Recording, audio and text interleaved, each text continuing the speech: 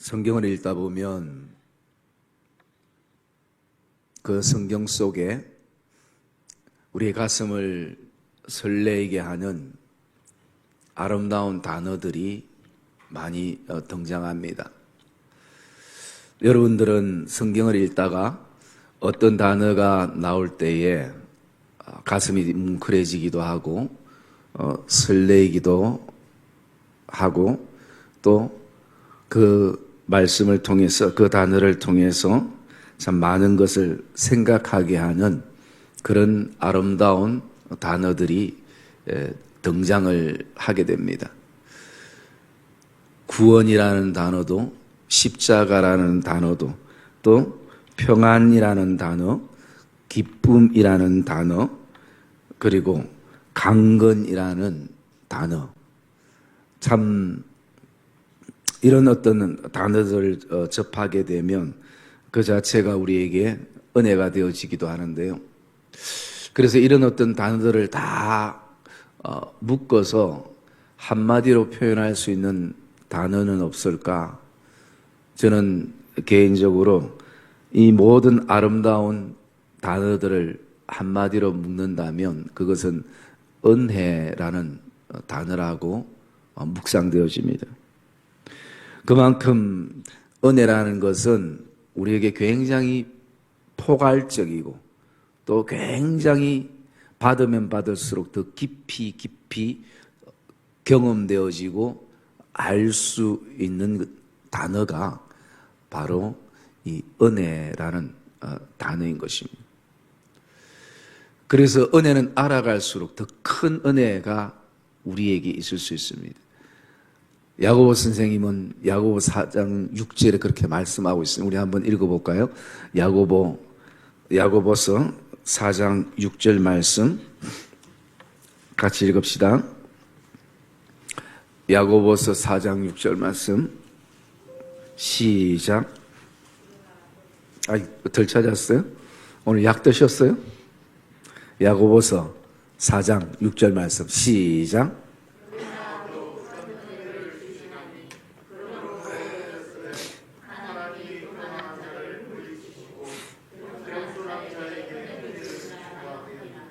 네, 더욱 큰 은혜가 있다라는 것, 더욱 큰 은혜를 하나님이 우리에게 주신다는 거죠. 그래서 여러분, 은혜는 사람이 만드는 것이 아니라 누가 주시냐면 하나님이 주시는 것입니다. 은혜의 주권은 하나님께 있는 것입니다. 사람이 만드는 어떤 분위기나 또 사람들이 이끌어가는 그 어떤 것에 은혜가 있는 것이 아니라 오늘도 겸손하게 하나님의 은혜를 구하는 그 공동체 안에, 그 삶 안에, 그 여정 안에 하나님이 은혜를 주신다는 것입니다. 여러분, 제자반 하는 분들은 옛날에 그 책을 읽어보신 적 있죠? 은혜가 다스리는 삶. 여러분, 그 제목 자체가 얼마나 우리에게 은혜가 됩니까? 은혜가 다스리는 삶. 그래서 오늘도 야고보 선생님은 하나님은 우리에게 반드시 은혜를 주시는 분이시라는 것을 말씀하고 있고, 뭐 다른 데는 좀 욕심을 안 내도 하나님이 우리에게 은혜 주시는, 여러분, 은혜의 자리는 여러분들이 욕심을 내고 놓치지 않기를 주의 이름으로 축복합니다. 여러분, 자리라고 다 같은 자리가 아닙니다. 때로는 은혜가 쏟아버릴 수 있는, 받았던 은혜도 다 낭비해버릴 수 있는 그런 어떤 자리, 인생의 시간도 있을 수 있는 것이에요. 그러기에 우리가 오늘도 우리 인생의 걸음에 은혜가 있는 자리는, 또 은혜가 있는 시간은 우리가 놓치지 않는 것이 은혜가 다스리는 삶이 되어지고 더 큰 은혜를 우리가 누리게 되는 것입니다. 그래서 여러분, 주의 성전에 올라올 때마다, 여러분들이 기도의 골방에 들어갈 때마다 이런 마음이 품어져야 되는 겁니다. 하나님은 사람에 대한 기대가 아니라 하나님은 오늘 나에게 어떤 은혜를 주실 것인가, 더 큰 은혜를 우리가 사모함 속에서 나가는 것이 우리에게는 필요한 것입니다. 그래서 은혜가 다스리는 삶이라는 그 책 제목처럼 바울이 오늘 골로새 성도들을 향해서 권면하는 것이 있다면 이런 권면을 하고 있습니다. 성도들은 항상 은혜 가운데서라는 것이요. 교회는 항상 은혜 가운데서. 그래서 여러분, 우리의 신앙의 무게중심을 잡는 것은 다른 것이 아니라 하나님의 은혜인 줄 믿습니다. 그 은혜를 통해서 우리가 흔들리지 않고 어떤 인생의 비바람이 불어도 감당하기 힘든 그 순간에도 그 하나님의 은혜가 우리를 붙잡아 주시는 것입니다. 그래서 바울이 우리에게, 성도들에게는 가장 중요한 것이 있다면 이 골로새 마지막 그 마무리의 그 편지에서 하는 얘기가 너희들은, 성도들은 항상 은혜 가운데서라는 것이, 이게 바로 은혜가 다스리는 삶인 것을 말씀해 주고 있습니다. 우리가 그 바울 서신을 묵상하에 나가면서 은혜란 말이 굉장히 많이 나왔었고요. 그리고 그 은혜가 어떤 의미인가를 몇 번 이렇게 정리를 했었습니다. 그래서 이 은혜에 대해서 아주 디테일하게 나눌 수는 없지만 간략하게 한 4가지 정도로 생각을 해보면, 첫째, 은혜라는 것은 기름이라는 의미인 것입니다. 여러분, 그 기름이라는 것은 우리의 삶에 사실은 눈에 보이든 눈에 보이지 않든 많이 쓰이는 것이 기름인 것이에요. 여러분, 기계를 보면 기계의 덩치는 아주 크지만 그 기계를 부드럽게 하는 것은 그 내면 안에 들어가 보면 그게 대부분 윤활유나 기름이라는 것이 들어가 있는 것이죠. 그것은 무엇을 합니까?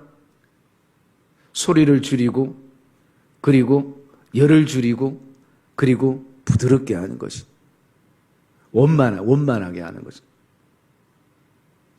그리고 또 두 번째, 은혜라는 것은 복리이자라는 뜻이에요. 복리이자. 그게 왜냐하면 그냥 이만큼만 이자를 줘도 되는데 내가 생각하지 않았던 더 이상의 이자를 나에게 주는 것이. 그래서 그게 은혜라는 것입니다. 나에게 요만큼만 줘도 되는데 생각지도 않게 이만큼을 줄 때, 이만큼만 줘도 너무나 감사하고 기쁜데 이만큼을 주는 것, 그게 은혜라는 것이죠. 그리고 또 은혜라는 것은 기쁨이라는 것이에요. 기쁨. 여러분, 이건 실제적으로 우리의 삶에 은혜를 받으면 막 안에서부터 뭐가 흘러나옵니까? 바깥으로 나오는 게, 여러분, 은혜 받은 사람이 막 욕하고 신경질 내고 화내고 막 이런 사람 봤어요? 저는 한 번도 안 본 것 같아요. 은혜 받은 사람은 기쁘고 즐겁고 행복한 거죠. 여러분, 주님이 말씀하셨습니다. 주님께서 오늘도 내가 오른밤을 때리거든 왼밤까지 내밀 수 있는, 우리를 가자면 심리까지 갈 수 있는, 여러분, 그게 가능한가요? 일상적일 땐 절대 불가능하다 생각해요. 그런데 언제 이게 가능한가? 내가 은혜에 푹 젖어 있을 때는 가능한 것이죠. 원수를 사랑하는 것, 여러분, 뭐 원수도 없어야 되겠지만 있다면 원수를 사랑하는 것 쉽지 않아요. 여러분, 해보셨죠? 아무리 노력해도 눈에 비면 또 화가 나고 밉고, 응? 그래서 뭐 네가 죽든지 내가 죽든지, 응? 둘 중에 한 명이 죽어야, 응? 그렇게 되는 거예요. 그런데 어떻게 원수를 사랑할 수 있을까? 그런데 하나님의 은혜에 푹 젖으면요, 그것이 내 힘이 아니라 그 은혜의 힘으로, 그 성령의 힘으로 그게 가능하다는 것입니다. 여러분, 저와 여러분의 삶 안에 이게 경험되어지기를 주의 이름으로 축복합니다. 그래서 내 인생에 정말 그 폭풍 앞에 서 있는 가운데서도 찬양이 나올 수 있는 이유는, 감사가 나올 수 있는 이유는, 기쁨이 흘러나올 수 있는 이유는 환경에서, 상황에서가 아니라 내 안에 하나님의 은혜가 있게 되면 그렇다는 거예요. 그 은혜가 나를 이끌고 그 은혜가 나를 만들어가는 그런 삶인 것입니다. 그래서 은혜가 있는 곳에는 항상 따라오는 게 뭐냐면 기쁨인 것이요. 즐거움인 것이요. 그리고 은혜라는 것은 다른 말로 감사라는 의미가 있습니다. 감사. 그래서 은혜와 감사는 항상 같이 움직이는 것이요. 여러분, 은혜가 있게 되면 감사가 절로 되어지게 되는 것이. 그런데 우리의 삶 가운데서 또 감사가 있게 되면 그것은 또 다른 은혜로 내 안에 흘러 들어오는 것입니다. 그러기에 그런 어떤 관계성 속에서 이 은혜라는 것은 내 신앙의 중심이 되어야 되고 가장 중요한 요소가 되는 것입니다.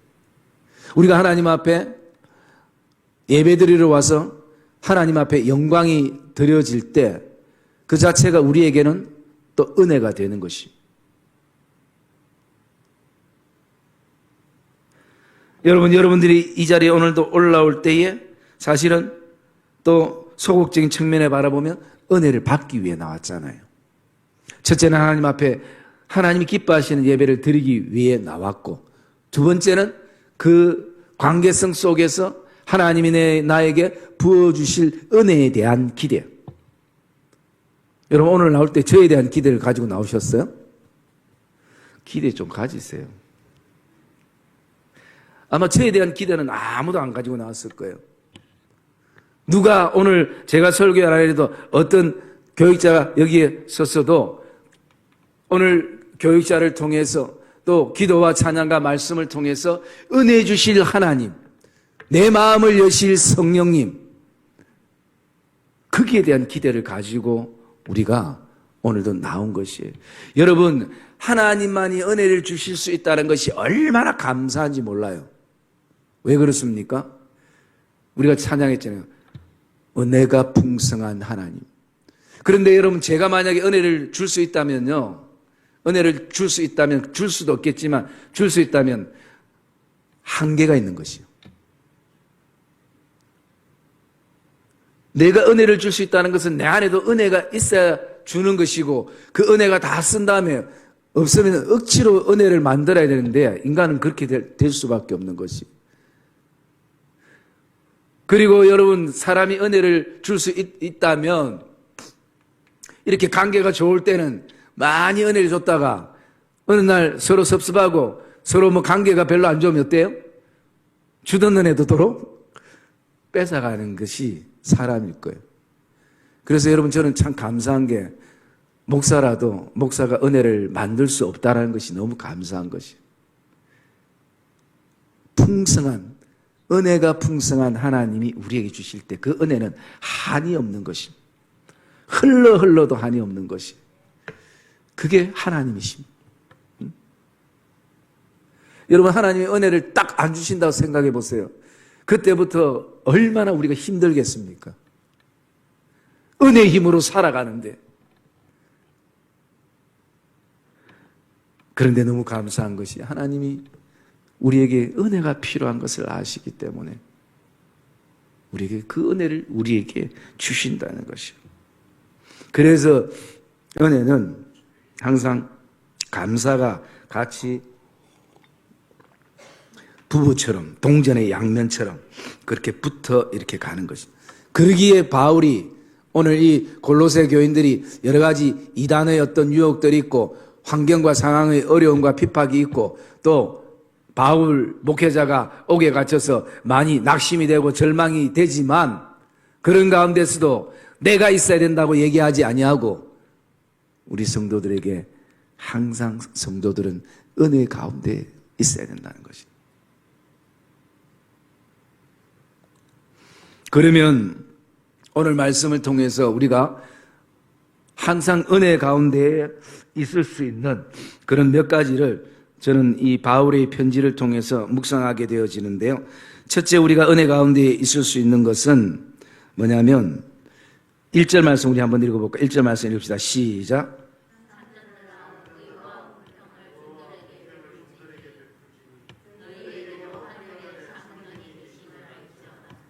예. 여러분, 우리가 항상 은혜 가운데 있으려면 의와 공평을 행해야 된다라는 것이, 의와 공평을 행하는 것. 그 당시에는 상전이 있었고 종들이 있었습니다.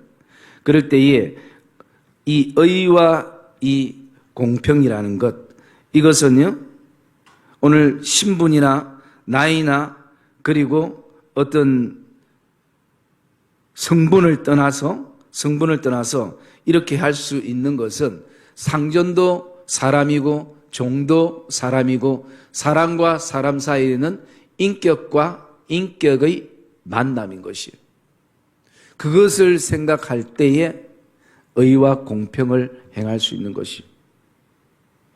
그래서 우리가 잠언 말씀 우리 한번 볼까요? 잠언 11장 1절 말씀 우리 한번 봅시다.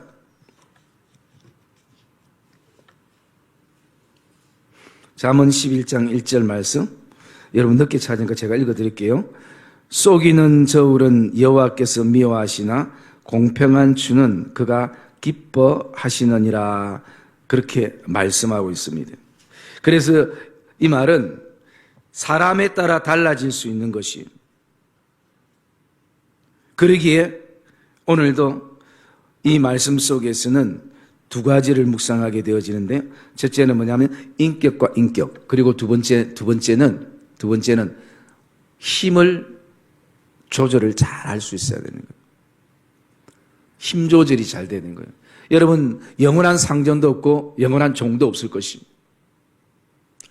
그러기에 오늘 우리는 공평한 추, 그리고 공평한 저울이 되어줄 수 있는 것입니다. 여러분, 저울은 결국 뭡니까? 힘 조절인 거죠. 그래서 그 당시에도 그런 어떤 그 저울을 속일 때가 많았어요. 예를 들어서 이게 추라고 생각하면 이 추가 실제 무게는 3kg인데 이것을 갖다가 7kg로 이렇게 적어 놓는 거예요.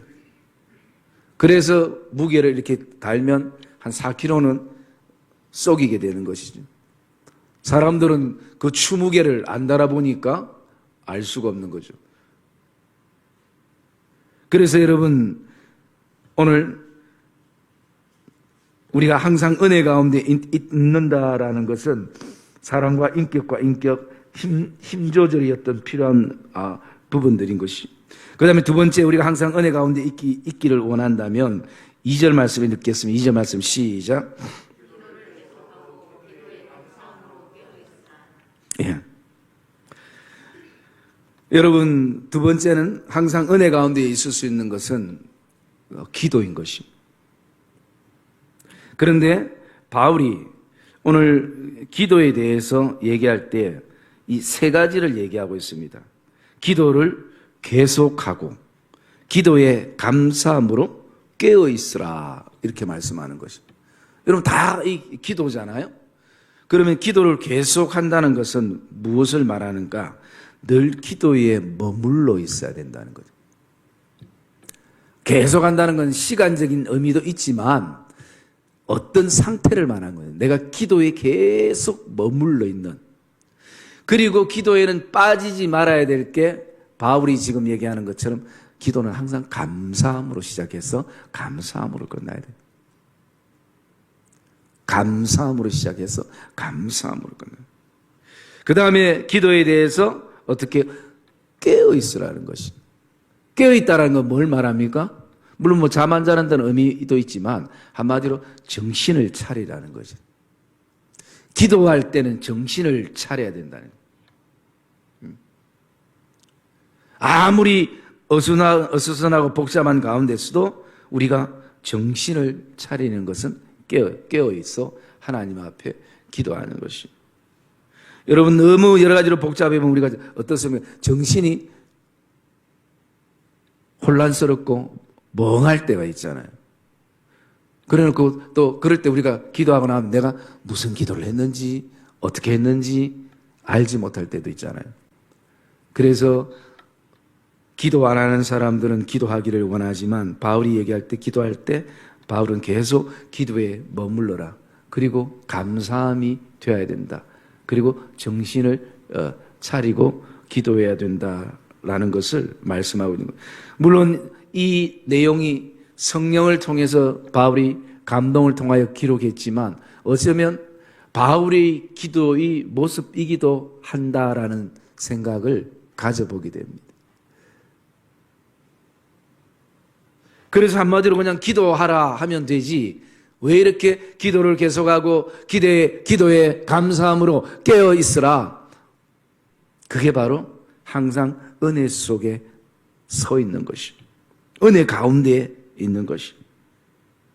그리고 세 번째, 우리가 항상 은혜 가운데 있기 위해서는요, 3절 읽겠습니다. 3절 말씀 시작.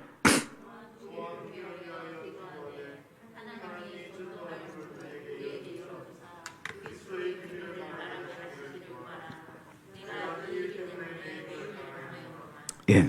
세 번째로 우리가 항상 은혜 가운데 있는 것은요, 있을 수 있는 것은 바로 복음을 나눠야 된다는 것이죠. 하나님의 복음을 나눠야 된다는 거죠. 바울은 지금 이 복음 때문에 지금 옥에 매여 있는, 물론 여기에 매여 있다는 것은 그 두 가지 의미로 저는 묵상됩니다. 하나는 지금 현재 상황이 바울이 이 복음을 전하다가 옥에 갇혀 있는 이 일 때문에 매여 있는 것 하나하고, 또 아주 장기적이고 폭넓게 보면 바울이 이 전도의 이 복음의 비밀을 담대히 말하는 이것에 내 모든 생애를 걸고 살아간다는 거죠. 내가 존재하는 이유는 이 그리스도의 비밀, 이 복음, 이 기쁜 소식, 이것이 선포되어지고 이것을 통해서 많은 사람들이 주께 돌아오게 되는 이것에 내가 이 일에 내 전생애가 걸려있고 매여 있다는 것이. 여러분, 얼마나 놀라운 고백입니까? 여러분, 오늘도 우리는 무엇에, 어떤 것에 우리의 전생애를 걸고 내 모든 인생을 송두리째 넣고 나가는가? 그것이 가정이든 일터든 교회든 직장이든 궁극적인 목적은 하나님의 복음의 나눔이 되기를 주의 이름으로 축복합니다. 그것이 궁극적인 목적이 되어야 되는 것입니다. 그래서 복음을 나눌 때 우리는 항상 그 속에 하나님의 은혜를 나누고 은혜 가운데 서 있게 되는 것입니다. 그리고 네 번째, 우리가 항상 은혜 가운데 있을 수 있는 것은요, 우리 5절 말씀 읽어봅시다. 5절 말씀 시작.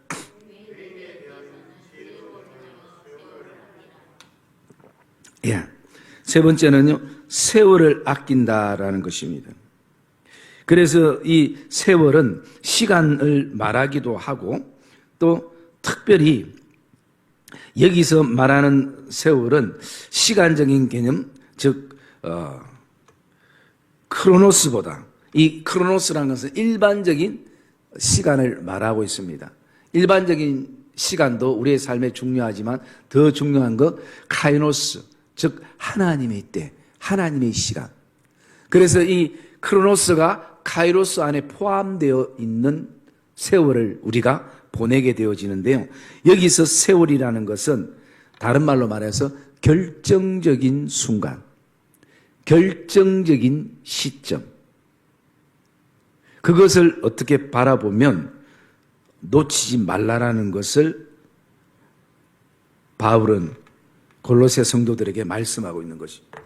그래서 여러분, 우리도 참 그럴 때가 있잖아요. 해야 할 때 하지 않아가서 후회되기도 하고, 또 하지 말아야 되는데 또 해서 후회되는 그런 어떤 시간들이 우리에게 있을 수가 있는 것이에요. 그렇기 때문에 그 결정적인 순간, 그 타이밍, 그 하나님의 때를 우리가 놓치지 않고 그 하나님의 때를 발견하고 그 하나님의 때에 마음을 두고 살아가는, 세월을 아끼는 그 삶 속에서 우리는 항상 은혜 가운데서 살아가게 되는 것입니다. 그리고 마지막 한 가지, 우리가 항상 은혜 가운데 서 있을 수 있는 것은요, 6절 말씀 우리 읽겠습니다. 6절 말씀 시작.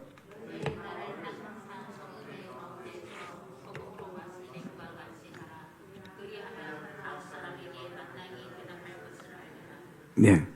그 다음에 우리가 항상 은혜 가운데 서 있을 수 있는 것은요, 말을 항상 은혜 가운데 소금과 같이 하는 것입니다. 말에 대한 부분들. 그래서 말을 통해서 우리가 은혜를 나누고 은혜를 받고 또 감동을 받고 감동을 주고 감격을 하기도 하는 그런 시간들이 되는 것이죠. 그래서 여러분, 찬양도 말이고 기도도 말이고 설교도 스피치도 사실은 말이에요. 그런데 여러분, 때로는 기도는 또 내 안에 간절함이 있고 애박함이 있을 때 우리가 눈물이 나기도 하고 막 그렇게 되잖아요. 그리고 찬양은 또 약간 우리 감성을 터치하기 때문에 또 내 안에 어떤 감동의 눈물도 나기도 하고 또 시원한 눈물도 나기도 하잖아요. 여러분 혹시 설교 들으면서 그 말씀 속에 여러분 울어보신 적 있나요? 아니 굳이 제 설교가 아니라도 제 설교 속에 기대는 안 합니다. 저는 그런 경험을 해본 적이 있어요. 다른 그 단체 훈련 받는데 그 훈련 속에서 설교 들을 때 눈물이 이렇게 날 수 있구나. 물론 그때 메시지가 거의 다 복음이었죠. 그 사람이 어떤 설교를 유창하게 해서 아니면 아주 깊이 해서 그런 것도 아니었어요. 물론 그렇게 내 마음에 역사하신 분도 성령님이 그렇게 역사하셨지만 저는 제가 많지는 않지만 제가 설교를 하면서 내 안에 눈물이 날 때가 있었어요. 그건 또 성령께서 저에게 주시는 은혜였겠죠. 그렇기 때문에 여러분 오늘도 우리가 이 전달되는 말을 통해서 감동이 되어지고 은혜를 나눌 수 있는 성령께서 역사하시는 그런 역사가 있기 때문에 오늘 여기서 말을 소금같이 하라는 것은 말을 잘하라는 의미가 아니고요. 정말 딱 알맞은 말, 딱 적당한 말. 그래서 성경의 아름다운 언어들이 얼마나 많이 있습니까? 제가 언젠가 말씀을 드렸죠. 이 성경에 있는 아름다운 언어를 내가 평생 쓰고 죽을 때까지 써도 다 못 쓰고 우리는 죽는 사람들이에요. 그만큼 성경에는 믿음의 말들, 의의 말들, 사랑의 말들, 긍정적인 말들, 소망의 말들, 희망의 말들, 격려와 칭찬의 말들이 꽉 차 있는 것이에요. 그래서 그런 말들을 우리가 써야 되는 것입니다. 그런데 왜 여기에 소금이라고 되어 있는가? 여러분 레위기 2장 13절 말씀 우리 한번 볼까요? 레위기 2장 13절 말씀.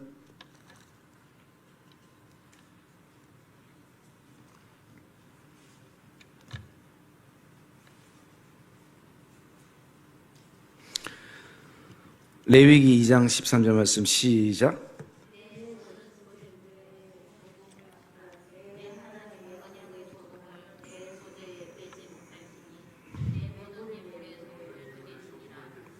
네, 제가 다시 한번 읽어드릴게요. 내 모든 소재물에 소금을 치라.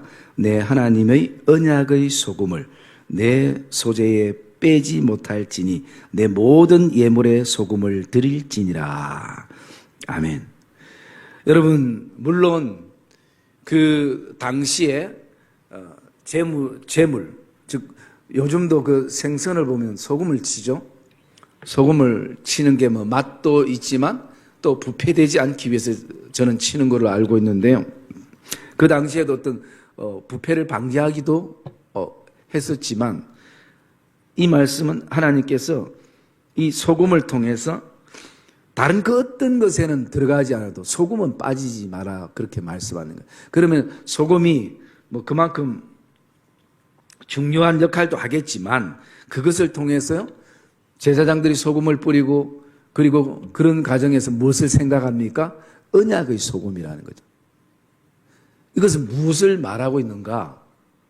하나님과 백성들의 관계에는 하나님이 변하지 않는다는 걸 말씀해 주고 있는 것입니다. 변하지 않는. 사복음서에 와서 예수님께서 우리에게 뭐라고 말씀하십니까?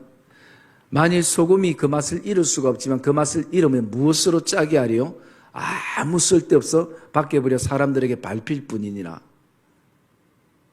여러분, 소금의 생명은 굵기가 아니라 맛인 것이. 그러기에 소금이 세월이 흘러도 변함없는 것처럼 하나님 백성들을 향한 하나님의 언약은 소금 언약이라는 거죠. 변하지 않는다는 것. 그것을 말씀을 하고 있습니다. 물론 오늘 본문에서는 그 소금이 너무 많이 들어가면 짜고 또 너무 안 들어가면 싱겁기 때문에 딱 알맞은 모든 사람들에게 그 마치 양념처럼 그렇게 맛을 낸과 같이 그렇게 하라라고 권면을 하는 것을 볼 수가 있습니다. 사랑하는 믿음의 성도님들, 우리는 항상 은혜 가운데 서 있어야 될 줄 믿습니다. 하나님의 도우심과 또 성령의 역사 가운데 그 은혜 가운데 서 있는 삶, 어떤 환경 속에 있든지 오늘 바울이 그 감옥 속에서도 여전히 하나님의 은혜 가운데 있었던 것처럼 우리가 그 삶을 살아가야 할 것입니다. 그래서 오늘 이 5가지 내용들을 가슴에 새기며 늘 저와 여러분들이 항상 은혜 가운데 서 있고 은혜가 다스리는 복된 삶이 되시기를 주님의 이름으로 축복합니다.